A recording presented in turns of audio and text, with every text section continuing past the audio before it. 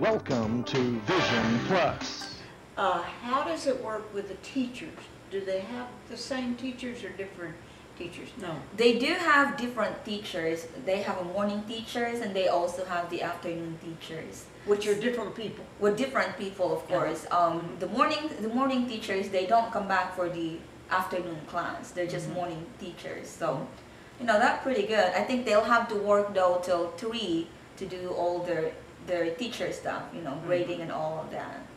But that's how it works. I mean, morning teachers are morning teachers. So some of my friends, they like their morning teachers. And I said, oh, our morning teachers are much more better than the afternoon teachers. But then you cannot switch though, because if you switch, then you have to stay in that course. You have to stay AM. So if I am PM, just because I like one teacher in the morning, I cannot just switch for one teacher and then come back to the PM. So you have to decide if you want to switch. You have to switch all through until you graduate your elementary school. Yeah, I think that could help us so much here because we're spending millions of dollars for other facilities to be built, both in Madison, the city of Madison, and the county, and also the city of Huntsville, which if they could use the same facilities like Calhoun College, Community College, they use the same facility for morning students and night students, correct, evening students. that is true. And so they utilize that same building or facility for both. Now, I can see that, well, in fact, let's say Columbia High School uses the same building for New Century Technology High School and Columbia High School.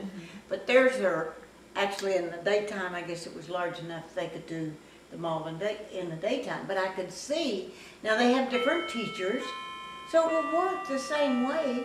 You have, they could in essence be morning students or afternoon students or evening students, save a lot of money in the state of Alabama to utilize the facilities that we have. And one of the things we've learned at Ollie at the University of Alabama, UA Huntsville, we now are calling it, is that there are a lot of retired PhDs and engineers and workers that would be very glad to teach some of the classes. Sure. You can pull them in. Let's say now, if I were to, you and I taught together at Virginia College and then did seminars, and I taught public speaking.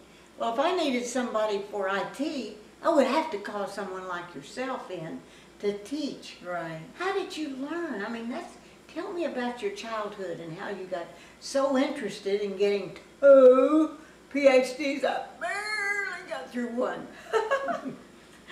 Well, in my country, education is one of the biggest assets that your parents can give you. So pretty much it's like a pride and honor and joy that their kids are all, educated. So when you go visit a home in the Philippines, you will see all the walls with all the picture of the graduation from elementary to high school to college. And so that impression for any Filipino is such a pride. So, me as a kid, our parents always tell us we have nothing to give you, but we can only give you your education. And that's how you can help and help your sister and, help your cousins and so on. So that's what we do. I mean, I go to school pretty much almost 95% to 97% Filipinos are in college, graduate.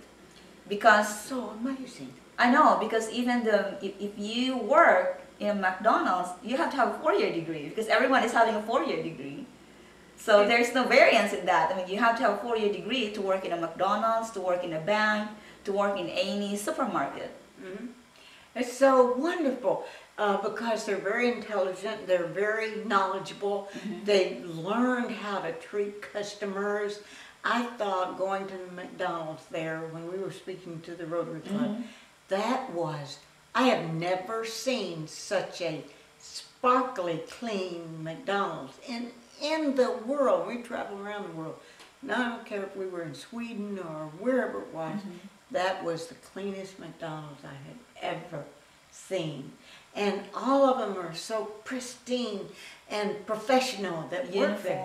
Uniform, oh, they just hair, it has to have certain protocols, everything. and delicious. It just felt like everything was so fresh. And Don't forget so about good. the rice in your chicken. Oh yeah, that's right. They did have that. That's for sure, which was really good. Food is that, and they're so healthy. I think it's because we stayed in the president's home, President Dr. Cuica, and she had 3 students living in her home. Right. One did the cooking, one did the cleaning inside, and one did the cleaning outside. And they were so well behaved and so professional, even though they were working, in essence, their way through college, weren't they? That's how I did it too with my college. Oh, you did? I worked with the university, Orius University. I was this, we call it student assistant. So my first year to 4th year, I was a student assistant. I was first assigned in student affairs, then I was moved, since I had a lot of background with computer, then I was moved for the EDP, which is the electronic data processing. So I was there for 3 years. That's how I graduated my college, and then the school hired me to, teach after that. So I was teaching my teachers who taught me before. So it was the reverse. And what was that Oreos was so unbelievably wonderful. They gave me a certificate. They did things so quickly too. They had my name up bigger than the wall and in the room almost, and welcoming Oh yeah, I remember. me. And then they had where I was from in Alabama in the United States, and they put a certificate together for the appreciation for teaching them communication. And we did some games of breakout games that they participated in. And there's no whining or anything. Everybody is so willing to learn. So they love you. Everybody's like, pretty much when they saw you and they said, oh my God, we gotta listen, we gotta learn from this American girl. Because here in some colleges I taught in Texas and Alabama and Tennessee, and some, I might be teaching public speaking, and we'd be using a room with computers all around. Right. I go back, they're not doing anything that has to do with communication. Correct. They're just emailing their friends or whatever. And then I go over this part of the room, they're texting their friends. So the latest thing in social media is that we're going to work at here in Alabama. They're already working on it in New York. I hate it when some state gets ahead of us. The social media where you will actually maybe text your questions to your students. They can text them back to you and use social media in learning. Right. Oh, I just think that is so cool because they're interested and they're so smart. My little granddaughter, senior in high school this year, she works on a computer and it sounds brrrr. And I think, how could anybody type that fast and know what they're typing? But she did. She really did. Well, what made you get interested in IT? Well, when I was in college, that's actually my major. Yeah, I was one of the first students who were able to go to an international school for computers. It's called Alma Computer College. So even though my father, he just got laid off from the job and he don't have a lot of money, but he sees that there is a need in the future. So he had to work very hard, go abroad to send money to me so I can go to school in one of the international schools. So I was the first one to be in that. When I was in high school too, my father sent me to computer school for my summer school. So I was the first one to do that as well. So that, made me interested to do more computers. But then after that, my father didn't have a job. He came back.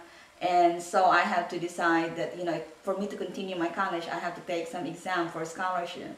And I passed the scholarship, so I continue with bachelor in commerce or management. Yes. Yes. So, I had my first broadcast journalism, then management, which would be like business. And then the next one I went back to communication, school of communication. And so we changed sometime. And I taught management in college, but I also, I liked the broadcast television and radio and journalism and writing, and so you do a lot of journaling and teaching management. Right, I do. And you were chairman or founder of a management school, and you work a management program, and you work very closely with Rotary clubs. Tell me a little bit about that, not only in the United States, but over there in Philippines. Remember, you went with me as well. We were helping the Home for the Aged as well as feeding the children. Yes, I'm interested. My passion is to help others, you know, whether here or in my country, but that's my future. That's where I want to spend my time, is to actually help kids. It makes me happy to help kids. So for 8 years, I've been having 2 activities that I always continue. The first one is the helping single parents with the Christmas kids, their gifts, giving them gifts, and of course the school supplies. I give them school supplies every school year opens. So I think me to help them out is such a big thing that makes you, you know, you can't express what type of happiness it is once you give and once you see kids being happy. You know, their face is just amazingly, you know, sparkling with all the new toys or new school supplies. So. And you're really good at getting participation, really. I know even there at Virginia College and also teaching at ITT and other places you've been, that you're able to just, it seems like just people are drawn to you for helping. They love it. I think if you have the right heart and they see it from you, they do. Even though you don't have the funds or you don't have the money, they're willing to help. You know, they'll say, Dr. Nixon, what can I do to help? Or, you know, and it makes me feel proud that, you know, everyone is in a teamwork and everyone wants to help each other. So that is a good feeling as well. But to me, you know, it's always the helping part that makes me part of the community, and that's what I like about it. Why do you think that's true? What do you think caused you to desire so much to help a lot of other people, especially kids and single mothers? Well, I think coming from a poor country and seeing it, you know, a lot in the TV, especially in my country where there's a lot of poor kids. No, you know, they go to school with no uniforms, no shoes. You know, they don't even have notebooks. And I experienced that being an elementary student and high school students. That it was a treasure for us to get a book. And remember how you have 115 students and there's only 3 books? Oh, yes. Yes, and in the library that weigh 10 pounds each that they weren't allowed to check out. So we had to be really creative, and we did. In fact, I call that phase 2 of what I wanted you to see, some things we're doing. We may not have time to get into that because Tony and I wanted to get in another aspect of education. Tony and I, when our children were in school, both elementary and high school, we always worked with the PTA. And I helped out everywhere we've ever been. I even belong here to in this area, Providence School. I don't have any child or grandchild there at this point, but I do join the PTA because I think those funds always help. And now you're the president of the PTA, so accidentally. But thank you, Jesus, that she's now the president and I'm emeritus. President emeritus means, oh, you can sit back and help Charline, Dr. Nixon. But I feel we had the funds that really helped people think, well, what are these funds going for? Tell us what you use your funds for. The funds that we have in the PTA is used for the accelerated reading, the AR. That's what we use it for. That's a big allocation of our PTA money. That costs us about maybe $5,000. And then we also have the passport. We also help with the snacks for the testing, the SAT testings. We also help with teachers who need funds for their school needs. Like they need, like I donated just 2 boxes of worth of school supplies. So that could save us a little bit of fun.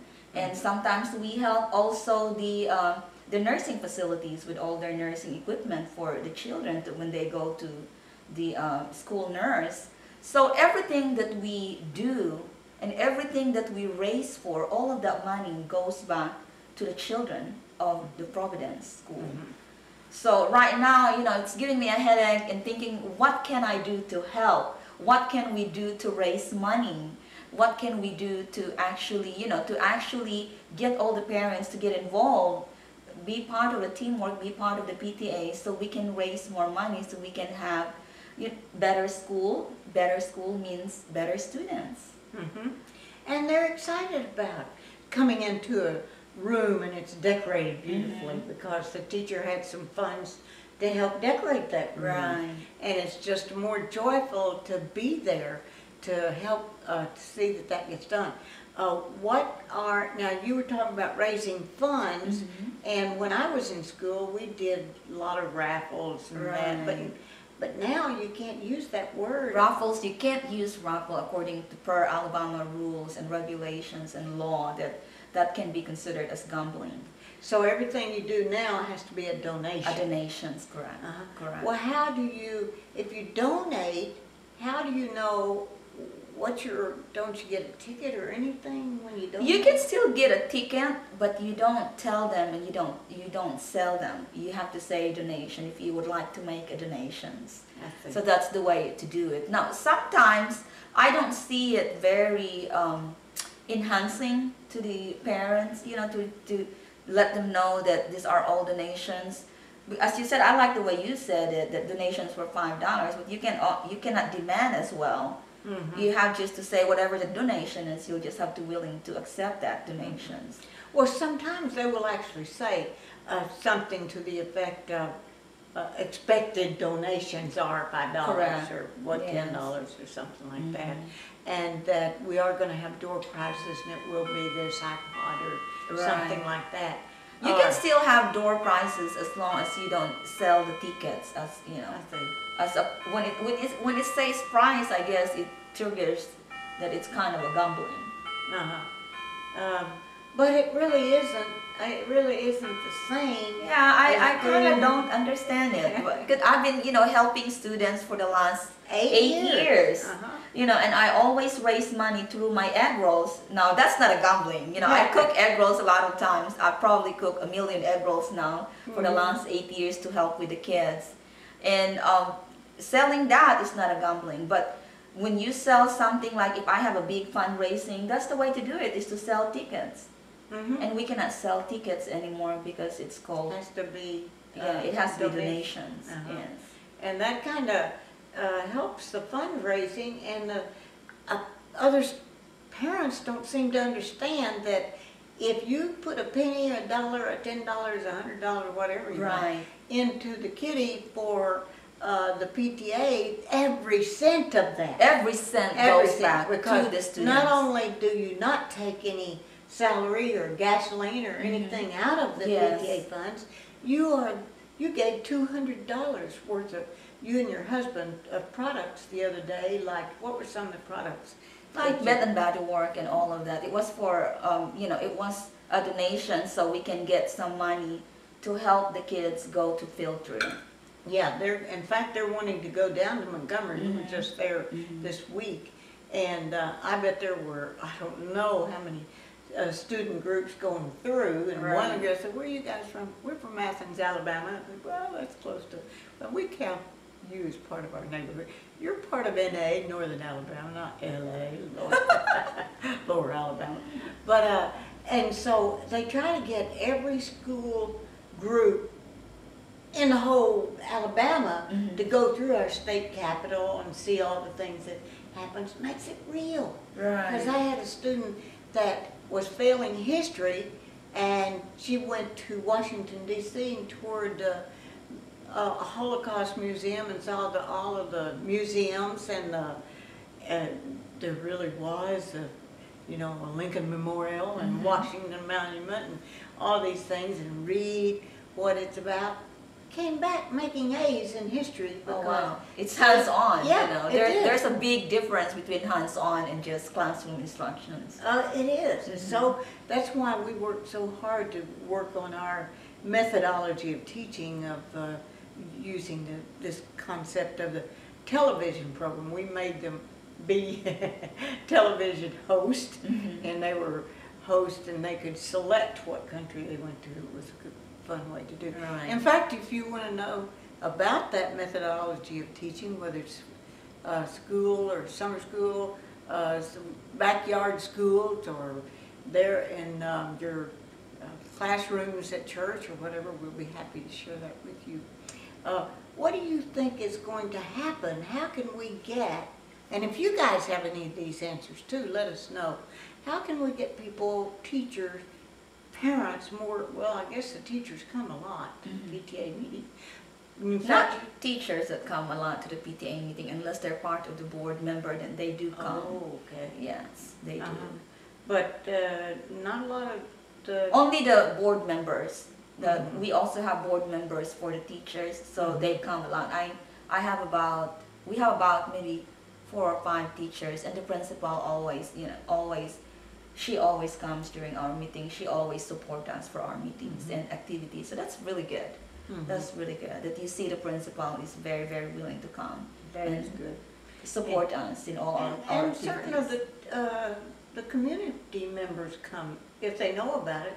The challenge has been, I had belonged a couple of years ago to the Providence PTA, but it's very difficult to get communication. I don't know when the meetings are. How do we find out when the Well, meetings are? the meetings are in Facebook, and we also have social media, so we posted it on Facebook, and every single parents that sign up, when they do their membership, they do have their email address, so we have a mass media of emailing them when is the next activity, like spirit night, or we have the family night out and stuff like that. Like this coming Thursday, we're gonna be in Jersey Mike.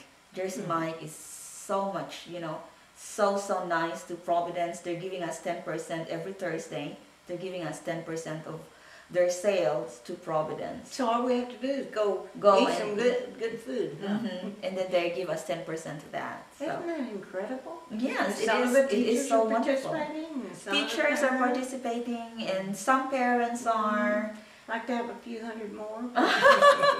Most of the time, though, it's elementary students that, especially elementary parents, are much more willing to support than the middle school. 'Cause Yeah. middle school are pretty much, they're in the teenager age, so you can see that. They'd be in between age. Yeah. So what you'd like as president of PTA, what would you like to see happen? What I'd like to see happen is that, to see the mindset of all the parents, that PTA is not only volunteering thing, it's also helping our students, our school, to improve our students. Yeah, I mean, to me, being part of the school is just like being part of your children. So for you to communicate is to communicate with the PTA. I think we have to change the mindset where parents think that, come join the PTA. Oh no, I don't want to join. It's a lot of work. I don't want to work. It's not about work. It's about learning the school and learning your son what they're doing in the school, learning the values of the school. By knowing the PTA, you also know what's happening in the school system, and that's include your son. What happened to my son? You don't know what's going on because, you're not part of the PTA. So I think the mindset need to be changed, that every parent should be part of the PTA, and every parent should at least volunteer or do something to help the school out, not just to think of yourself that it's wasting your time, because it's not a waste of time. We're talking about kids. Our kids. Our kids. Which is our future. Our future. Our future. There are senators and congressmen and superintendents of schools and running NASA and running all of these, everything that has to be run. Someday the mayors are these little 8th graders. Right, right. And there are parents who are willing to help, and when they help 80%. They always in there. There are parents that if you like to be a member, then you can be a member. But if you put in there that you're willing to help this, and when we call you, and then you say, oh, I didn't sign up for that one. So it's kind of sad to look at it, that it happens like this. Because in my country, when the teacher will call all the parents, they always come and help. If we have to clean the school, every parents will be in there to clean the school. I remember we have this nutrition day. Every day, parent had an assignment to cook like rice. You remember the rice that we gave and feed to the kids? We have that in the Philippines, and every parent is like a community. They will cook all the food, and then they go to the elementary school, and then they help feed the kids every day. You know, I mean, I can see that there is such a big teamwork, you know, coordinations, and that make the student more healthy, and they can function very well because, you know, they're being fed by the parents. And parents help the school, clean the school. You know, we don't have all the utilities like we do in here. Parents do.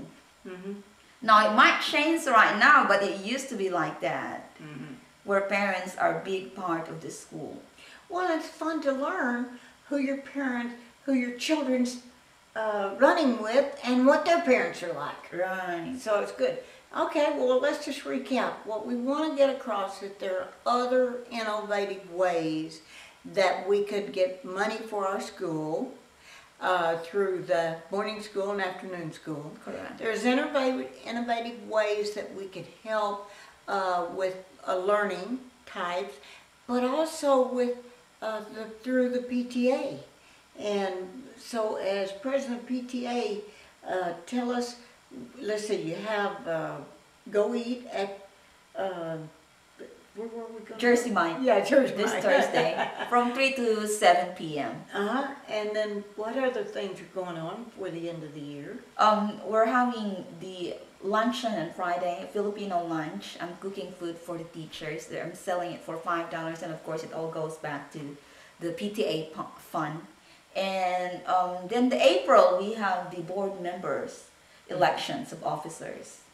So we're having hard time finding officers for the PTA. So we hope to see that can be, you know, I mean, what we're trying to do right now is, if I'm not going to be the president, then I will have to recruit someone to be a president. So we're trying to find as many friends as we can to join the PTA and be part of the board member or the officers for the PTA. And if they don't like the way it's run, they can get in there and be an officer and change it. And what will you do? You'll have now, when is school going to be out, as far as you know, toward the end of May? You don't have to go into June this year. No. April. April is when we will have elections for the new incoming officers. And they will actually be installed probably in May or next August or September. August. So they will start their term on August. Even though they're elected. April. Well, it's great that you're the president and you now can, are you going to serve another year maybe? Possibly. We'll see. We'll see. If you get enough I have support. so many ideas. Like one of this day, I would like to have my own, maybe little restaurant that's just like delivering or something, and just open for lunch. And every single egg roll I will sell, I will give 10% of that egg roll. So if the egg roll is 50 cents, then I will give 50 cents. I mean 10 cents back to the school. I wish all of the local businesses will do such a great blessings like that, where they can give some little money for our school. Because for some reason I couldn't figure it out. Every time I go to sleep, I would like to stay in a business where I can donate locally to my school. Like as I said, if I sell one egg roll, per egg roll I give 10 cents. So if the egg roll is 50 cents, I'll give 10 cents every egg roll that I sell. Wow. Yes. I gotta go eat a lot of egg rolls. Yes. They're so delicious. Oh, yum, yum, yum. She brought some spaghetti today. What did you bring today? I just glanced at it. Noodles. Noodles, because I didn't want to start eating and then get noodles in my nose, mouth, and whatever between my teeth while I started. Well, I'm glad that you joined us, and we want you to join another thing that is in your community, and that's the PTA, the Parent Teachers Association. And you will be blessed by getting to know your friends and neighbors, and also to get to know the teachers, who your kids are running with, what their parents are like. That's a good thing, isn't it? It is. And we're glad you joined us, and go join the PTA of your local area.